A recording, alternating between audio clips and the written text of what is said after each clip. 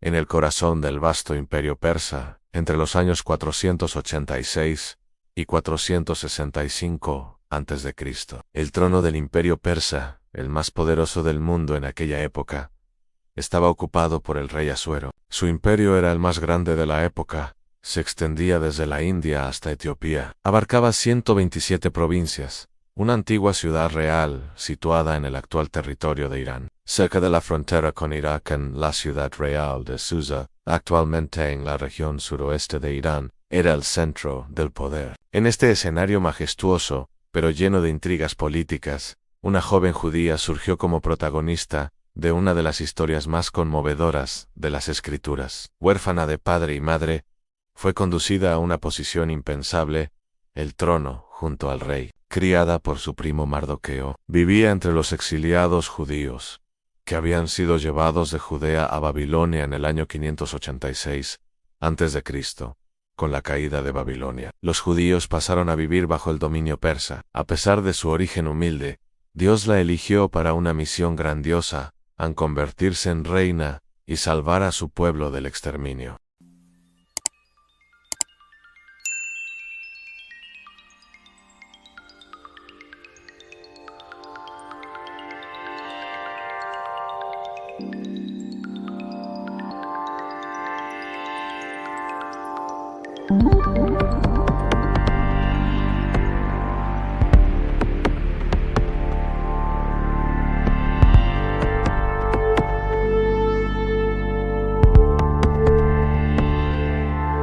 Cuando fue llevada al harén real en el año 479 a.C., no reveló su identidad judía, no porque se avergonzara, sino porque comprendía el valor de proteger su identidad y revelarla en el momento adecuado. Su silencio era sabiduría en acción. Vivimos en una época en la que todos quieren hablar, exponerse, ser escuchados, pero esta mujer nos muestra que el silencio bien empleado puede ser una de las armas más poderosas de protección y estrategia. Tu primo y consejero Mardoqueo le aconsejó que mantuviera el secreto, ya que los judíos eran un pueblo subyugado y discriminado, en una cultura dominada por las apariencias y las palabras.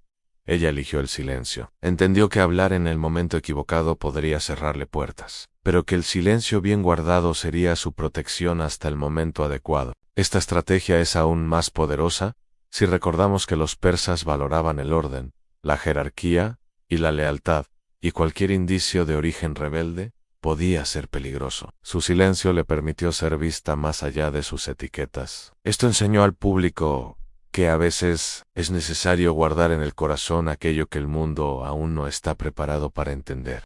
¿Has descubierto de quién estamos hablando? Estamos hablando de una mujer emblemática de opiniones fuertes y centrada en la obediencia. Esta mujer es Esther, que fue educada por su primo Mardoqueo. Él pertenecía a la tribu de Benjamín, descendiente de exiliados que habían sido llevados a Babilonia por orden del rey Nabucodonosor en el año 586 a.C. Había asumido la tutela de Esther tras la muerte de sus padres. A pesar de vivir en una cultura extranjera y pagana, Mardoqueo mantuvo los valores judíos. Esther aprendió a confiar en la sabiduría de aquellos que Dios puso en su vida. Incluso cuando ya estaba en el palacio rodeada de lujos, seguía las instrucciones de Mardoqueo como si todavía estuviera en casa, mostrando una profunda reverencia por la autoridad espiritual. Esa obediencia no era ciega, era consciente y moldeada por la fe. Mardoqueo representaba la voz de la tradición judía y la conexión con Dios.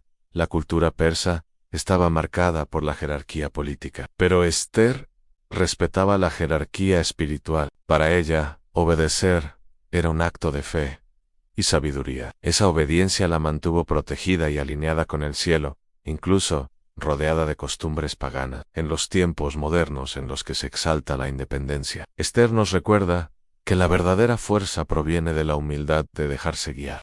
En el contexto de la elección de la nueva reina, tras la destitución de la reina Vasti, se reunieron decenas de jóvenes vírgenes. Al ser llevadas al harén del rey, todas las jóvenes recibían cosméticos, perfumes, ropa y joyas para impresionarlo. Durante los 12 meses de preparación prescritos por la corte persa, 6 meses con aceite de mirra y 6 con perfumes y especias. Este solo aceptó lo que le indicó Higa, el eunuco responsable de las vírgenes. Al confiar en su experiencia, él sabía lo que realmente le gustaba al rey. Esther demostró su impresionante humildad, sabiduría y sensibilidad. Esta actitud destacó en medio de un ambiente competitivo. En el palacio, donde todo era apariencia, ella se destacó por su sobriedad y confianza. No trató de destacar por sus propios méritos, sino que se entregó al proceso con reverencia. Esta actitud conmovió profundamente a Higai, que comenzó a favorecerla. La humildad de Esther era encantadora, porque no provenía de un lugar de inferioridad, sino de sabiduría. No necesitaba gritar que era diferente en su serenidad. Hablaba más alto que cualquier adorno. Los persas valoraban la elegancia, pero despreciaban la arrogancia. Su postura sencilla la diferenciaba de todas las demás jóvenes, y conquistó el corazón del rey Asuero. Cuando Amán, el amalecita, fue nombrado primer ministro del imperio y conspiró contra los judíos, según el libro de Esther 3:12. Quizás una de las estrategias más difíciles e impresionantes de Esther fue su capacidad para esperar el momento adecuado para actuar. Cuando se enteró de la conspiración de Amán, que había tramado un plan de genocidio contra los judíos, el decreto fue firmado en abril del 474 a.C., el 13º día del mes de Nisan. Esther no reaccionó impulsivamente. No corrió desesperada hacia el rey. En cambio, convocó un ayuno de 3 días. Esperó el momento adecuado. Su discernimiento del tiempo fue su armadura, una sabiduría que faltaba incluso entre los consejeros del rey. Y luego organizó 2 banquetes consecutivos. Invitó al rey y a Amán a un banquete y luego a otro. Esther comprendía que precipitarse podría significar la muerte no solo la suya, sino la de su pueblo. Su dominio del tiempo muestra sensibilidad espiritual e inteligencia emocional. Ella discernía cuándo hablar o cuándo actuar. En un mundo que corre a un ritmo acelerado, esta estrategia nos enseña el valor de esperar el momento adecuado, el momento de Dios. En el punto álgido de la crisis, Esther no utilizó su posición como escudo, sino como altar. Convocó un ayuno de 3 días en Susa y entre los judíos de otras provincias. Cuando llegó el momento de tomar una decisión, Esther no confió en su propia elocuencia ni en su título de reina. Antes de presentarse ante el rey sin haber sido llamada, un acto que podría costarle la vida. Ayunar era una práctica común entre los hebreos, pero extraña para los persas. Ayunar es más que abstenerse de comer. Es debilitar el cuerpo para fortalecer el espíritu. Esther sabía que su desafío era espiritual y que necesitaba estar espiritualmente revestida. El ayuno fue su preparación para la guerra, su estrategia de victoria invisible. Quien ve la liberación al final, a menudo olvida el ayuno al principio. Pero Esther venció en la sala del trono, porque ya había vencido en el lugar secreto. Esther utilizó un instrumento espiritual invisible en un campo de batalla natural. El ayuno debilitó el cuerpo, pero fortaleció el espíritu. Esther comprendía que para ganar una guerra que involucraba el destino y la fe, era necesario clamar a los cielos antes de entrar en la sala del trono. Tras la confesión de Esther, el rey Asuero, reconociendo la humildad de Esther, levantó inesperadamente su cetro y concedió su perdón real a esta sierva de Dios y su más leal servidora, perdonándola en un gesto que cambió el curso de la historia. En uno de los momentos más impactantes de la Biblia, Esther declara: sí, parezco. Esta frase es el colmo de la entrega. Fue la declaración de Esther al decidir acudir al rey sin haber sido llamada. No buscaba la fama, ni se enorgullecía de la corona. Esther comprendió que había sido puesta en ese trono para un momento como este, como se describe en el libro de Esther 4:14. Con solo unos 20 años, arriesgó su vida por una causa mayor. Sabía que el trono era solo un medio para cumplir lo que Dios quería. Esa valentía no provenía del orgullo, sino de la convicción de que, si Dios la había puesto allí, era por un propósito eterno. El miedo existía, pero era superado por la fe. Su valentía transformó el miedo en acción, y la posibilidad de la muerte en milagro. Muchos quieren ser utilizados por Dios, pero pocos están dispuestos a arriesgarlo todo. Esther al revés lo arriesgó todo, y por eso fue exaltada. Según la ley persa, cualquier persona que entrara en presencia real sin haber sido convocada,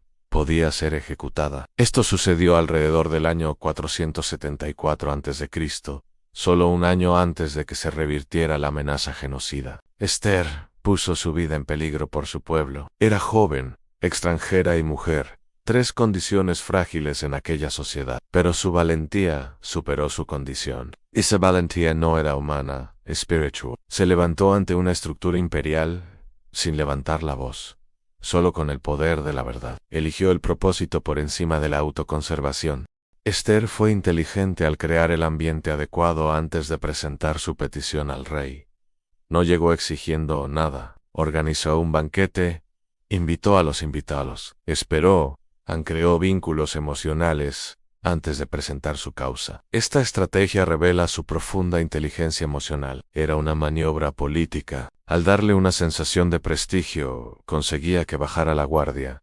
Esther invitó a Amán y al rey a dos banquetes. Al crear un ambiente íntimo y personal, desmontó la rigidez de la corte persa. El segundo banquete fue decisivo. Amán, sintiéndose cómodo, no se dio cuenta de que allí mismo sería desenmascarado. Esther sabía que la verdad necesita espacio y que el ambiente es tan importante como el discurso. La reina creó el momento ideal para la revelación sin gritos, sin conflictos, solo presencia y sabiduría. Ella entendió que el corazón del rey era sensible al ambiente y lo utilizó no para manipular, sino para facilitar la revelación de la verdad. Al invitar a Amán, el propio villano, al banquete, también se aseguró de que fuera testigo de su revelación ante el rey, sin posibilidad de negar o huir. Cada paso fue pensado con claridad espiritual. Esther preparó el escenario antes de la representación. Mientras el pueblo lloraba, ayunaba y se vestía con sacos en las calles de Susa, Esther no cedió a la ansiedad. Mantuvo el plan, guardó el secreto y esperó hasta el banquete. La presión era inmensa. El decreto de muerte ya había sido enviado. Pocas cosas exigen más fuerza que mantener el control ante la injusticia inminente. Esther era consciente de la gravedad de la situación. Conocía la perversidad de Amán. Sabía del peligro que corría ella y su pueblo. El decreto de muerte contra los judíos ya había sido enviado por mensajeros a caballo a las 127 provincias. El tiempo era corto. Aún así, Esther no perdió el control. Esperó, ayunó, y solo entonces confrontó. Eso es dominio propio, una virtud ausente en la corte persa, donde las reacciones impulsivas eran comunes. Esther demostró que el verdadero poder está en no dejarse dominar por las emociones. Incluso bajo amenaza, mantuvo el control. No explotó, no acusó, no reaccionó con furia. Eligió esperar el momento adecuado para enfrentarse. Eso es dominio propio, fruto del espíritu. Cuando Esther habló, su voz tenía autoridad. Esta estrategia es valiosa en tiempos en los que las reacciones impulsivas arruinan las buenas intenciones. Esther demuestra que el autocontrol es una virtud divina. Llegó el momento en que Esther tuvo que asumir quién era. Ya no podía ocultar su origen ni disimular su fe. Ante el rey, declaró: soy judía. Esa revelación fue liberadora, porque llegó en el momento en que su identidad tenía que ser el puente hacia la salvación de su pueblo. Esther no se escondió. Se asume no como reina persa, sino como hija del Dios de Israel. La identidad que ocultó al principio es ahora la clave de la salvación. Asumió su historia, sus raíces, su misión. Al hacerlo, activó el destino que Dios había preparado para ella. Su valentía al revelar quién era realmente selló su victoria. Esta estrategia nos enseña que no hay mayor poder que vivir en la verdad. Cuando aceptas tu identidad espiritual, el cielo se mueve a tu favor. Al asumir su identidad, ella activó la redención. Esther ocultó su verdadero nombre, Hadassah, que procede de la palabra que significa mirto en hebreo, una planta conocida por sus hojas brillantes y sus flores fragantes, utilizadas en ceremonias religiosas. La estrategia final, y quizás la más sublime, fue que Esther se mantuvo totalmente alineada con el propósito de Dios. No permitió que las comodidades del palacio le hicieran olvidar sus orígenes. No se perdió en el lujo ni se vendió al estatus. Siguió conectada con su esencia y sensible al dolor de su pueblo. Su misión era clara en ser un puente entre Dios y un pueblo amenazado. Cuando el propósito es más grande que el ego, la historia se transforma. Esther fue una herramienta viva en las manos de Dios, y su entrega resultó en salvación, justicia y honor para todo el pueblo judío. Con la caída de Amán, Asuero permitió que Esther y Mardoqueo redactaran un nuevo decreto que revocara la sentencia de muerte. Este decreto fue sellado con el anillo real y enviado nuevamente por mensajeros. El día 13 del mes de Adar Marzo de 473 a.C., en lugar de ser exterminados, los judíos vencieron a sus enemigos. Entonces se instituyó la fiesta de Purim, que se celebra hasta hoy. Esther permaneció en el palacio como reina del imperio persa, y Mardoqueo como nuevo primer ministro. Ambos continuaron gobernando con sabiduría y justicia, cumpliendo hasta el final el propósito eterno de Dios con la caída de Amán. El rey entregó a Mardoqueo el anillo real, y se redactó un nuevo decreto que permitía a los judíos defenderse. Los enemigos de los judíos fueron derrotados. Esther permaneció como reina e intercesora hasta el final de sus días, y Mardoqueo como nuevo primer ministro. Su legado es eterno, porque vivió en total alineación con el propósito de Dios. Esther, una huérfana que se convirtió en una de las mujeres más notables descritas en la Santa Biblia, superó todos sus miedos, rencores y dolor por una causa mayor, la salvación de su pueblo. Su corazón alineado con Dios la convirtió en un instrumento de redención. Sus estrategias siguen enseñando, sanando y inspirando. Que su historia toque tu corazón y despierte en ti la certeza de que, incluso siendo huérfano del mundo, puede ser elegido por el cielo. ¿Qué le parece esta historia? ¿Qué le inspira? Y así llegamos al final de otro video. Muchísimas gracias a todos los que se quedaron conmigo hasta el final. No olviden dejar su like, suscribirse al canal Códigos Internos y ayudarnos con sus comentarios. Nos vemos en el próximo video.